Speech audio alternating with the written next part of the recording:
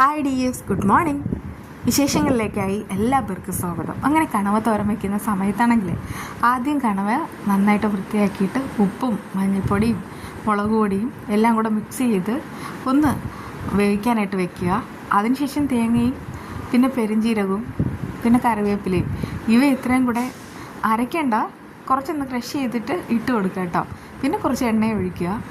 കുറച്ച് കഴിയുമ്പോൾ അടിപൊളിയായിട്ട് നമുക്ക് കണവത്തോരൻ കിട്ടും. അപ്പോൾ നമുക്ക് ഇന്നത്തെ വിശേഷങ്ങളിലേക്ക് പോയാലോ. എന്തായാലും ഋഷിയുടെ ആ ഒരു പ്ലാനും പ്രകാരം നന്ദനെ അവന്മാർ വന്നിട്ട് തട്ടിക്കൊണ്ട് പോവാണ്. പാതിരാത്രി വാതിലിൽ ആരോ മുട്ടുന്നൊരു ശബ്ദം പോലെ തോന്നുന്നു. മുട്ടുന്നതല്ല, സത്യം പറഞ്ഞാൽ അത് തുറക്കുന്നതാണ്. സിദ്ധാർത്ഥൻ മയക്കത്തിലാണ് അത് കേൾക്കുന്നത്.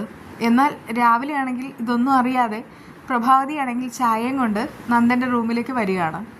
ആ സമയത്താണ് ഞെട്ടിക്കുന്ന കാഴ്ച കാണുന്നത്. അവിടെ ഒഴിഞ്ഞ കട്ടിൽ മാത്രം, വാതിലാണെങ്കിൽ തുറന്നിട്ടിട്ടുമുണ്ട്. നന്ദനെ കാണുന്നില്ല. വാഷ്റൂമിലും എല്ലായിടത്തും ഇങ്ങനെ അന്വേഷിക്കുകയാണ്. ആ സമയത്ത് നന്ദൻ അവിടെ ഇല്ല എന്നുള്ള സത്യം അവർ മനസ്സിലാക്കുന്നു. നന്ദൻ ഇത് എവിടെ പോയി? പ്രത്യേകിച്ച് ഇന്നാണ് നന്ദനെ പോലീസുകാരുടെ മുന്നിൽ ഹാജരാക്കാൻ വേണ്ടി ഹരിവക്കി കൊണ്ടുവന്ന ദിവസം. അന്ന് തന്നെ നന്ദനെ കാണാതായിരിക്കുന്നു. ആ സമയത്ത് പ്രഭാവതിക്ക് ഭയങ്കരമായിട്ട് ഷോക്കാവാണ്. അവർ അവിടെ കിടന്ന് അലമുറയിട്ട് കരയുന്നുമുണ്ട്. അങ്ങനെ ഓരോരുത്തരായിട്ട് അറിയിക്കുകയാണ്, നന്ദനെ കാണുന്നില്ല. എന്തായാലും ഈ ഒരു പ്ലാനിൽ ഈ ഋഷി മാത്രമല്ലല്ലോ, ഇസബല്ലേ ഉണ്ട് താനും. അതേസമയം ദേവികയ്ക്കും കോൾ വരികയാണ്. നന്ദൻ അവിടെ എങ്ങാനും വന്നു എന്ന് ചോദിക്കുന്നുണ്ട്. ഇല്ല അമ്മ, വന്നിട്ടില്ല. ഞാൻ അവിടെ നിന്ന് വന്നതിന് ശേഷം പിന്നെ നന്ദുവിനെ വിളിക്കാനും ശ്രമിച്ചിട്ടില്ല. എന്തായാലും എന്നെ വിളിച്ചിട്ടുമില്ല, ഇവിടെ വന്നിട്ടുമില്ല എന്ന് ദേവിക അറിയിക്കുകയാണ്. മോളെ, ഫോൺ ഇവിടെയുണ്ട്, പക്ഷെ നന്ദുവിനെ കാണാനില്ല. ഇവിടെ എങ്ങുമില്ല. എവിടെ പോയതെന്ന് അറിയില്ല. എനിക്കെന്തോ ഒരു പേടി പോലെ തോന്നുന്നു. അത് കേട്ട് ദേവിക്ക് ഷോക്കാവാണ്. അവൾ പറയുന്നുണ്ട്, അമ്മേ, മറ്റെവിടെയെങ്കിലും പോയിട്ടുണ്ടാവുമോ? ഇനിയിപ്പോൾ ആ കെവിനും ഇസബെല്ലയും അവർ ഒന്ന് കൊണ്ടുപോയിട്ടുണ്ടാവുമോ? അങ്ങനെയൊന്നുമില്ല മോളെ.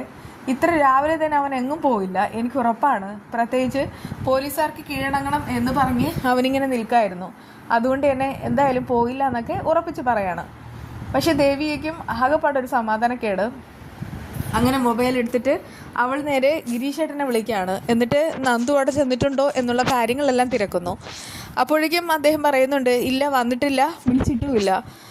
അല്ല, നന്ദുവിനെ കാണാനില്ല എന്നാ അമ്മ പറയണേ. കാണാനില്ലെന്നോ? എവിടെ പോയിട്ടുണ്ടാകും? ആ സമയത്ത് ആ ഒരു വാർത്ത അങ്ങോട്ട് സ്പ്രെഡ് ആവാണ്.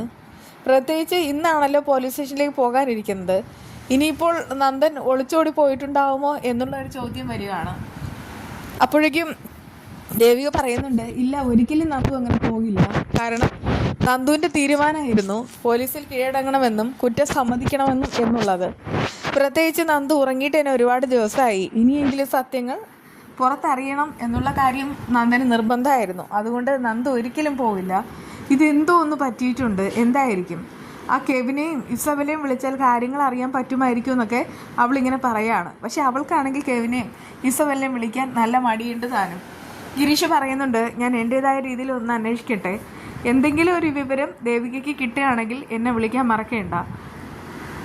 അപ്പോഴേക്കും ദേവിക പറയാണ്, കുറച്ചുകൂടെ കഴിഞ്ഞ് നമുക്ക് നോക്കാം, അല്ലെങ്കിൽ മിസ്സിങ് കേസായിട്ട് രജിസ്റ്റർ ചെയ്യാം. എന്തായാലും നന്ദൻ ഇല്ലെങ്കിൽ ഒന്നും നടക്കില്ല എന്നുള്ള കാര്യം മനസ്സിലാവാണ്. അതേസമയം ഇസബല്ലയാണെങ്കിൽ ആ പാപ്പൻ വന്നപ്പോൾ ഭയങ്കര സന്തോഷത്തിൽ നിൽക്കുകയാണ്. അയാൾ പറയുന്നുണ്ട്, ഇന്നലെ വരെ കണ്ട നീയല്ലല്ലോ ഇന്നുള്ളത്. എന്തു പറ്റി? എല്ലാ കാര്യങ്ങളും എല്ലാ പ്രശ്നങ്ങളും സോൾവ് ആക്കിയോ? അത് കേട്ട് അവൾ പറയുന്നുണ്ട്, ആ പാപ്പ, ഒരു സന്തോഷ വാർത്തയുണ്ട്. നന്ദുവിനെ കാണാനില്ല. നന്ദനെ കാണാനില്ലെന്നോ? അവരിന്നാണല്ലോ കീഴടങ്ങാനായിട്ടിരുന്ന ദിവസം. അത് കേട്ടിട്ട് അവൾ പറയാണ്, പാപ്പൻ പേടിക്കേണ്ട, ഞാൻ പറഞ്ഞില്ലേ ചിലതൊക്കെ ഞാൻ ചെയ്യുമെന്ന്. അതെ, ഞാൻ ചെയ്തു കഴിഞ്ഞു. നീ ഇതെന്തൊക്കെയാണ് പറയുന്നതെന്ന് അദ്ദേഹം ദേഷ്യത്തിൽ ചോദിക്കുകയാണ്. അതെ, കാര്യമുണ്ട് പാപ്പ. അതായത് എൻ്റെ ആൾക്കാർ തന്നെയാണ് നന്ദുവിനെ പൊക്കിക്കൊണ്ടു വന്നത്. ഇപ്പോൾ അവൻ എൻ്റെ കസ്റ്റഡിയിലുണ്ട്. ഇനി ആർക്കും നന്ദുവിനെ പെട്ടെന്നൊന്നും കാണാൻ കഴിയില്ല. അങ്ങനെ കാണണം എന്നുണ്ടെങ്കിൽ അത് ഇസബെല്ലയുടെ അനുവാദം മേടിക്കണം. അത് കേട്ടിട്ട് അയാൾ പറയുന്നുണ്ട്, നീ കളിക്കുന്നത് തീക്കളിയാണ്. ഇത് ഇവിടെ കൊണ്ട് തീരില്ല. പ്രത്യേകിച്ച് നന്ദനെ കാണാനില്ല ആ ഒരു വാർത്ത തന്നെ ഇപ്പോൾ എല്ലായിടത്തും അറിഞ്ഞിട്ടുണ്ടാകും. അതുകൊണ്ട് തന്നെ ഉറപ്പായിട്ടും നിൻ്റെ അടുത്തും അന്വേഷണം തുടങ്ങും. അത് കേട്ട് അവൾ പറയുന്നുണ്ട്, ഇവിടെ ഞാനില്ലല്ലോ, എൻ്റെ പേര് ഇതുവരെ പറഞ്ഞിട്ടുമില്ല. ഞാനോ കെവിനോ ഇതുവരെ ആ ഒരു സ്റ്റോറിയിലില്ല. അതുകൊണ്ടൊക്കെ തന്നെ ഞങ്ങളെ സംശയിക്കാൻ യാതൊരു വഴിയില്ല.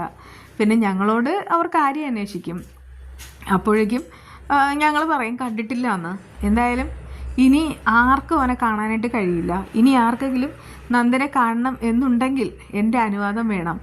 ഈ ഇസബെല്ലയുടെ അനുവാദം ഇല്ലാതെ ആർക്കും ഒന്നും പറ്റില്ല എന്നൊക്കെ പറയുമ്പോൾ പാപ്പൻ പറയുന്നുണ്ട്, എന്തായാലും ഇതിൽ ഞാനില്ല. നീ ഇത് എന്നോട് പോലും ചോദിക്കാതെ നടത്തുന്ന കാര്യങ്ങളാണ്. ഇത് വലിയ പ്രശ്നമാവും. ഇതിവിടം കൊണ്ട് തീരില്ല. കാരണം ആ ജഡ്ജി അയാൾ വെറുതെ ഇരിക്കില്ല. ഈ ഒരു സാഹചര്യത്തിൽ നന്ദു ആണെങ്കിൽ കുറ്റം സമ്മതിച്ചതുമാണ്. അതുകൊണ്ടൊക്കെ തന്നെ ഈ ഒരു സാഹചര്യത്തിൽ ഉറപ്പായിട്ടും അവർക്ക് സംശയം തോന്നും. നീ ഇത് കാണിച്ചത് വലിയ മണ്ടത്തരം തന്നെയാണ്. എന്തായാലും നീ അവന്മാരെ വിളിച്ചിട്ട് പറയും നന്ദനെ എത്രയും വേഗം തന്നെ വിട്ടയക്കാൻ. അത് കേട്ട് അവൾ പറയാണ്, ഇല്ല, ഈ ഒരു ഗെയിമിൽ ഞാൻ മാത്രമല്ല ഋഷിയുണ്ട്. അതുകൊണ്ടൊക്കെ തന്നെ പറയാണ് എനിക്കൊന്നും വരില്ല, പാപ്പൻ ധൈര്യമായിട്ടിരിക്കേ. അപ്പോഴേക്കും അയാൾക്ക് ദേഷ്യമാവാണ്. എന്തൊക്കെയായാലും നന്ദൻ ഇപ്പോൾ ഈ ഒരു കേസിൽ ഇൻക്ലൂഡഡാണ്. അതുകൊണ്ടൊക്കെ പറയാണ് പാപ്പൻ ധൈര്യമായിട്ട് പോക്കോ, എനിക്ക് നന്ദനെ വേണം, നന്ദനെ കിട്ടിയേ തീരൂ. അതിന് വേണ്ടിയിട്ട് ചില നാടകങ്ങൾ ഞാനും കളിക്കും. ആ സമയത്ത് പക്ഷേ അയാൾക്കാണെങ്കിൽ ആകെ ദേഷ്യം വരുന്നുണ്ട് കേട്ടോ. പിന്നീടാണെങ്കിൽ ഋഷിയെ വിളിച്ചിട്ട് ഇസബെല്ല കാര്യങ്ങളൊക്കെ പറയുന്നുണ്ട്. കഴിഞ്ഞ ദിവസം ഞാൻ വളരെയധികം മോശമായ വാക്കുകൾ കൊണ്ട് തന്നെ അവഹേളിച്ചു. അതിനാദ്യമേ സോറി. നമ്മളാണെങ്കിൽ വിജയിക്കാനായിട്ട് പോവാണ്. ഇസബെല്ല പറയുന്നുണ്ട്, ഇനി നന്ദനെ കാണാനായിട്ട് ആർക്കും കഴിയില്ല. എന്തായാലും നന്ദു ഇനി എന്നെ വിട്ട് പോകത്തുമില്ല. ആ സമയത്ത് ഋഷി പറയുന്നുണ്ട്, പക്ഷേ ഇസബെല്ലയാണ് ഇതിൻ്റെ പിന്നിലെന്ന് നന്ദു മനസ്സിലാക്കില്ലേ, അതോടുകൂടെ തന്നോട് വെറുപ്പ് തോന്നും. അതിനുള്ള ഒരു സാധ്യതയില്ല. എന്തായാലും അവൻ ഇതുവരെ എന്നെ വിശ്വസിച്ചു, അതുപോലെ തന്നെ ആ മണ്ടൻ ഇനിയും വിശ്വസിക്കും. ആ ഒരു തരത്തിൽ കാര്യങ്ങൾ കൊണ്ടുപോകാൻ എനിക്കറിയാം. അതേസമയം ദേവിക കാര്യങ്ങളെല്ലാം മുരളിയെ വിളിച്ച് പറയാണ്.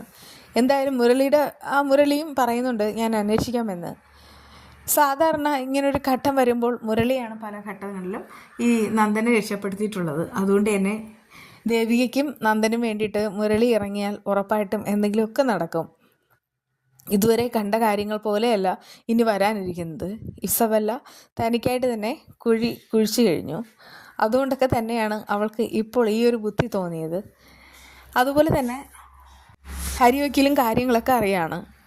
ആ സമയത്ത് അവൻ രക്ഷപ്പെട്ടതാണോ, എന്നെ കബളിപ്പിച്ചിട്ട് അവന് രക്ഷപ്പെടാൻ എങ്ങനെ തോന്നിയെന്നൊക്കെ ദേഷ്യത്തിൽ പറയുന്നുണ്ട്.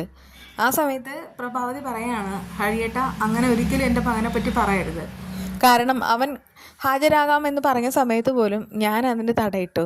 പക്ഷെ അവനാണെങ്കിൽ വളരെ സ്ട്രോങ് ആയിട്ട് തന്നെയാണ് ഇപ്പോൾ നിന്നത്. കഴിഞ്ഞ ദിവസം ദേവിക വന്നപ്പോഴും അവൻ സ്ട്രോങ് ആയിട്ട് തന്നെയാണ് നിൽക്കുന്നത്. നമ്മളൊക്കെ പിരിയാനുള്ള സങ്കടം മാത്രമേ അവനുള്ളൂ. തെറ്റ് ചെയ്തത് അവനാണെങ്കിൽ ഇപ്പോഴും സമ്മതിക്കുന്നുമുണ്ട്. എങ്ങനെയൊക്കെ ആയാലും നന്ദനെ ഞാൻ കണ്ടുപിടിക്കും. ഇതിപ്പോൾ നന്ദൻ്റെ ജീവൻ തന്നെ അപകടത്തിലാണ് എന്നുള്ള മട്ടിൽ ഹരിവയ്ക്ക് ചില കാര്യങ്ങൾ കൂടെ മനസ്സിലാകുന്നുണ്ട്. എന്തായാലും നന്ദൻ തിരിച്ചു വരും. ബാക്കി വിശേഷമായി വീണ്ടും കാണാം. ബൈ.